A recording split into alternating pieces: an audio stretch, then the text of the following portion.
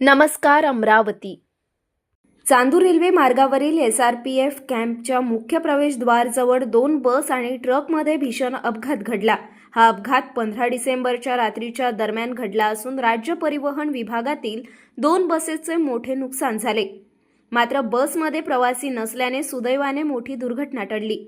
आदिवासी विकास प्रकल्प विभागाअंतर्गत SRPF कॅम्प येथील क्रीडांगणावर शालेय क्रीडा स्पर्धेचे आयोजन करण्यात आले.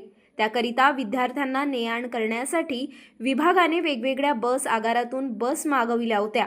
यावेळी बडनेरा बस आगारातील बस चालक साईनगर रहिवासी फिर्यादी मंगेश रामेश्वर इंगडे यांच्या बसमध्ये विद्यार्थ्यांना नेऊन मैदानावर सोडले असता अचानक चांदूर रेल्वे ते अमरावतीच्या दिशेने येणाऱ्या ट्रकचे ब्रेक फेल झाल्याने बसला धडक दिली.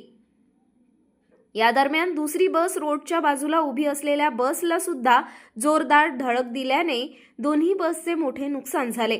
या घटनेत बस चालक मंगेश इंगळे यांच्या तक्रारीवरून फैजलपुरा पोलिसांनी उत्तर प्रदेश राज्यात राहणारा 25 वर्षीय ट्रक चालक मोहम्मद अख्तर मोहम्मद निसार अहमद याच्या विरुद्ध गुन्हे दाखल केले.